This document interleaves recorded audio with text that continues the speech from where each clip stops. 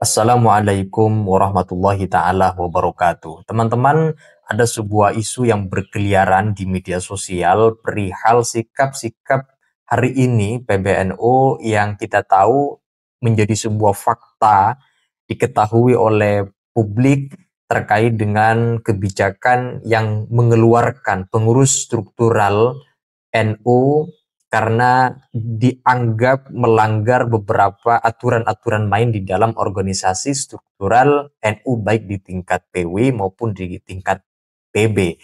Nah, misalnya salah satunya yang dikeluarkan, dieliminasi dari struktural adalah Kiai Haji Marzuki Mustamar. Ada Gus Salam, ada Kiai Haji Imaduddin. Nah, tiga tokoh ini menjadi tokoh yang banyak dibicarakan di media sosial karena sikap daripada PBNU ketika melihat perbedaan yang mungkin barangkali menabrak semangat organisasi langsung dikeluarkan.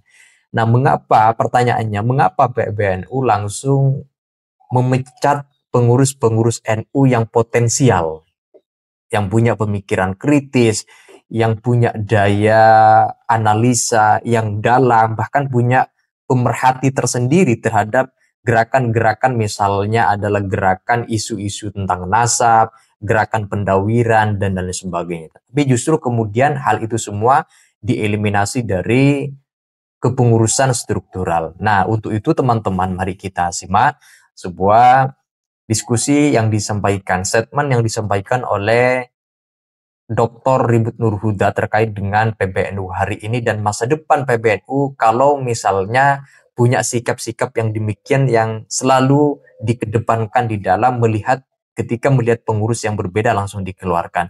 Nah, untuk itu mari kita simak videonya berikut ini. Saya sampaikan ucapan selamat tahun baru Hijriah ya untuk pada Suka TV ya, Pak Yusuf Mars, dan juga salam hormat saya untuk Kiai Obedillah ya, dan juga Al Mukarrom, beliau Ketua PCNU Wonogiri yang membersamai kajian pada kesempatan ini ya. Dan setelah apa yang telah dipaparkan oleh beliau tentang latar belakang ya, bagaimana beliau ini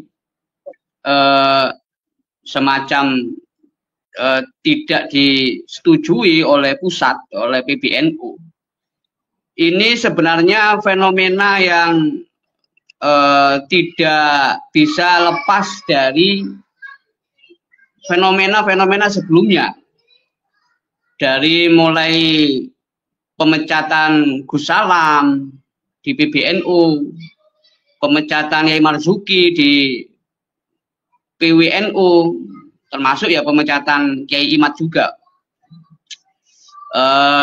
dan juga di sini muncul dari PCNU, termasuk dari PCNU Wonogiri, juga PCNU Jakarta Pusat, dan juga PCNU Bogor, ini yang lagi viral akhir-akhir ini. Ini ada apa dengan PBNU? Ini mengingatkan ya kita sebagai Nahdliyin dari kalangan kultural, dan beliau juga sebagai Ketua PCNU Wonogiri yang sah, dalam arti terpilih secara aklamasi ya, ini tentunya merasakan adanya sesuatu yang bisa dikatakan yang inkonsisten gitu. Apalagi tadi disebutkan adanya tim formatur yang mana di situ ada permintaan khusus dari orang PBNU ya, menambahkan satu orang dari PBNU untuk masuk tim formatur. Yang ini tidak lazim dalam aturan main. Kenapa harus ada seperti itu? Apalagi ditambahi dengan alasan supaya SK-nya cepat turun, biar SK cepat turun. Nah ini sungguh memprihatinkan bagi orang-orang yang khidmah di Nahdlatul Ulama itu. Kenapa ada inkonsistensi organisasi seperti ini?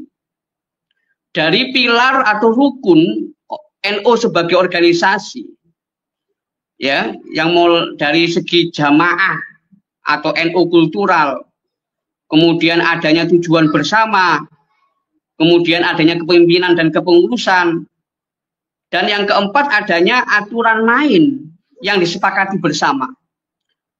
Nah, ini tentu menambahkan satu dari PBNU untuk masuk dalam tim formatur Konvercap PCNU Wonogiri, ini sesuatu yang bisa dikatakan ya inkonsisten dalam organisasi. Ya, ini yang perlu ya diketahui sebabnya supaya bisa menjadi pelajaran, bisa menjadi koreksi bersama. Jadi ini yang perlu saya tekankan. Posisi PBNU sebagai organisasi sosial keagamaan yang membawa semangat politik tingkat tinggi atau Asyasa As-Samiyah, ya, dalam bahasanya Kiai Said, ya, atau Asyasa Al-Quswa, itu bahasanya bahasa Hal Mahfud, sebagai high politik tingkat tinggi, politik keumatan, bukan Asyasa As-Safilah, low politik, yaitu semangat kekuasaan, yaitu membangun koherensi dari atas ke bawah, ya, yang tidak sesuai akan dinegasikan, akan diberhentikan, ya, akan istilahnya itu dieliminasi dan seterusnya. Ini semangat ini justru bukan semangat Asyasa As-Samiyah, tapi semangat yang dibawa itu adalah semangat Asyasa As-Safilah. Seperti semangat ya ormas tapi membawa watak partai politik atau bahkan membawa watak perusahaan misalnya. Ini kan ya cukup memprihatinkan. Nah, itu yang pertama. Jadi posisi di mana PBNU saat ini antara high politik atau low politik dalam masalah perjuangan itu. Kemudian yang kedua, ini seperti ya Nahdlatul Ulama ini sebagai organisasi, ya, sebagai organisasi ini dengan adanya pemecatan, ya, secara langsung ataupun secara halus, ya, seperti yang dialami oleh PCNU, ini nampaknya spirit khidmah itu beralih seperti spiritnya wazifah, ya, seperti berebut pekerjaan di NU itu. Ngurus NU itu bukan lagi membawa semangat khidmah, ya, melayani, ya, dengan lillahi ta'ala, mengharap bonus dari Allah, ya, berubah seperti wazifah. Nah, ini yang perlu dijadikan koreksi, ya, untuk dari kalangan elit PBNU itu. Apalagi kalau dilihat dari segi asal dan faradnya, ya, Nahdlatul Ulama dari sudut pandang asal wal farad, dari antara asal dengan cabangnya, antara dasar dengan penguatnya, tentu yang dasar itu adalah warga NU. Yang akar itu adalah kultural, bukan struktural. Kalau minjam pandangannya Kiai Haji Mas Darvalid Masudi, ya, beliau waktu masih masih tajam-tajamnya dulu, ya. Ya, NU yang didirikan oleh Hadratus Syekh Kiai Haji Hasyim Asy'ari ini kan dalam rangka apa? Ya, dalam rangka mewadahi Nahdlatul Ulama sebagai kultural yang sudah ada ratusan tahun sebelumnya, yang sudah ada berabad-abad sebelumnya. Nah, ini akarnya di situ akarnya. Ya, jadi NU itu Nahdlatul Ulama itu sudah berjalan dan akan tetap berjalan. Ya, sebelum adanya NU sebagai organisasi, NU kultural itu sudah ada terlebih dahulu. Ya, Apalagi orang yang sudah terpilih sebagai ketua PCNU, apalagi melalui proses yang sah, bahkan dipilih secara aklamasi, nah tentunya punya basis kultural. Ya, likulli syai'in saikhun. Setiap umat, setiap komunitas itu ada tokohnya, ada syekhnya. Nah, beliau mendapat mandat untuk memimpin Nahdlatul Ulama di tingkat cabang. Nah, itu tentunya perlu dihargai. Dihargai kepercayaan umat kepada PCNU terpilih tanpa ada intervensi dari atas, dari PBNU. Nah, ini ada kecenderungan ya semangat NU ya apa? Ya top down dari atas ke bawah, bukan aspirasi dari warga Nahdlatul Ulama yang mana mereka itu sesungguhnya adalah dasar dari NU itu sendiri. Ibarat pohon, akarnya itu adalah kultural. Nah, ini mestinya yang perlu di garis bawahi. Nah, misalnya beliau jadi ketua PCNU itu kan sebenarnya ya minallah, ya bonus dari Allah. Itu bonusnya saja sebenarnya. Dan ya, karena kita yakin beliau jadi ketua atau tidak tetap khidmah untuk NU. Ya, tetap khidmah untuk NU. Itu karena ya memang itu karena Allah memilih beliau untuk khidmah kepada Nahdlatul Ulama. Bukan untuk merebutkan ya jabatan-jabatan struktural di Nahdlatul Ulama. Apalagi beliau nggak mencalonkan diri, tadi menyampaikan begitu. Nah, ini ada semacam kesenjangan sebenarnya antara Gesrut dengan Menara Gading, antara elit PBNU dengan akar rumput. Ada kesenjangan antara struktural dengan kultural. Ya, sampai kapan ada kesenjangan ini? Ya, nah, karena pilar yang paling utama NU sebagai organisasi yaitu adalah jamaahnya. Jadi 4 pilar tadi kan jamaah, tujuan bersama, kepemimpinan atau kepengurusan, kemudian aturan main yang disepakati bersama. Yang paling vital, yang paling penting itu adalah warganya, jamaahnya. Nah, kalau jamaahnya tercerai-berai bagaimana? Nah, ini perlu dijadikan pelajaran. Ya, jangan sampai tadi yang saya sebutkan bainal khidmah wal wazifah. Ya, tadi yang beberapa kajian sebelumnya membahas masalah wazifah, komisaris tambang dan seterusnya. Itu kan mestinya dijadikan sebagai ya otokritik lah bagi orang-orang yang bersangkutan itu. Nah, kembali lagi beliau yang disalahpahami tadi ini menggelitik sekali.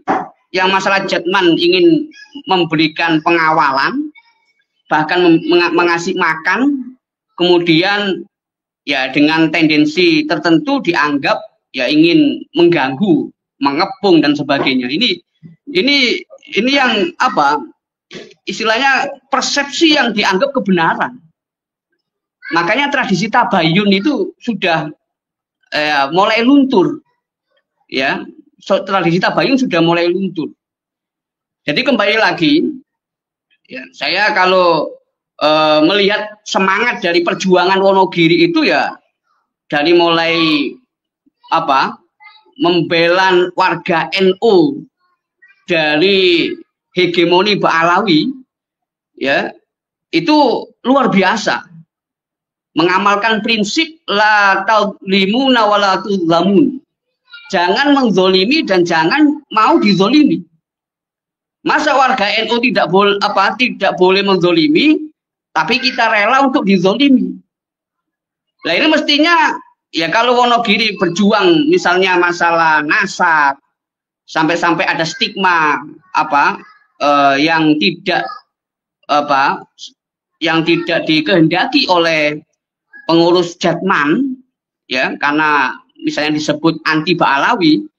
Lah mestinya kan ketika warga NU ini dizolimi oleh oknum-oknum Ba'alawi dan kemudian membela diri, ya mestinya kan NU struktural melindungi, bukan malah sebaliknya. Ya, bukan malah istilahnya itu mengkat perjuangan orang-orang struktural, ya, yang sudah terbukti ya legitimate secara organisasi dan juga secara kultural, kemudian dikeluarkan dari struktural sama sekali. Ini kan tidak mencerminkan semangat Nahdlatul Ulama sebagai penopang politik civil society, ya, penopang politik tingkat tinggi, politik keumatan. Ini yang yang perlu dijadikan otokritik, ya. Jadi sekali lagi nanti akan dilanjutkan diskusi. Jadi NU struktural itu lagi-lagi ya untuk melengkapi NU kultural, bukan sebaliknya. Makanya semangat untuk membuat keseragaman itu sudah tidak sesuai dengan watak civil society, di mana setiap komunitas itu masing-masing punya tokoh. Mujtahid saja tidak akan mau ditundukkan oleh mujtahid lain. Ya kalau misalnya dianggap masalah nasab itu ijtihad misalnya, ya kan tidak perlu kemudian merembet ke persoalan perjuangan KNU-an orang-orang yang berjuang langsung di akar rumput. Ya kan kalau PC kan itu kan masih mendekati dengan MWC dibandingkan dengan PBNU yang di situ melewati pengurus wilayah. Nah, ini jadi intervensi ini dari pusat sampai ke PCNU. Ini menunjukkan adanya inkonsistensi organisasi yang kalau diterus-teruskan ini akan menjadi tradisi yang tidak sehat di dalam Nahdlatul Ulama. Ya, di dalam Nahdlatul Ulama. Sementara itu Pak Yusuf, nanti kita akan dalami selanjutnya. Ya. Baik, ini menarik sebetulnya, menarik analisanya Dr. Ribut. Ya, NU struktural adalah untuk melengkapi dari NU kultural, dan masing-masing kelompok itu memiliki pemimpinnya. Ki Mubarok adalah dipercaya beberapa periode untuk menjadi ketua PCNU Wonogiri, kemudian terpilih kembali. Nah, pertanyaan terakhir dari saya untuk Dr. Ribut, menurut Anda bagaimana PBNU sebaiknya bertindak agar tidak dianggap intervensi, ya, tanda kutip, sehingga proses konpercap ini begitu demokratis dan memilih orang-orang yang kredibel, gitu ya. Dalam artian kredibel di sini adalah yang telah lama berkontribusi di dalam komunitasnya, katakanlah di PCNU Wonogiri. Ki Mubarok itu sudah lama malang melintang di sana. Ini bagaimana seharusnya yang dilakukan oleh PBNU, Dr. Ibu? Ya, jadi ya seharusnya ya. Jadi yang ideal itu mestinya PBNU itu sebagai organisasi yang menaungi seluruh Indonesia, bahkan juga menaungi sedunia melalui cabang-cabang istimewa yang ada di luar negeri. Itu mestinya itu terbiasa dengan perbedaan. Selama itu tidak bertentangan dengan prinsip Ahlussunnah wal Jamaah. Termasuk gesekan-gesekan yang ada di akar rumput. Karena itu keniscayaan. Karena dalam dalam wilayah Nusantara ini, ya, yang merupakan warisan kerajaan-kerajaan besar, bahkan juga kerajaan-kerajaan kecil, ya, itu meniscayakan tadi bahwa likulli syai'in syaikhun.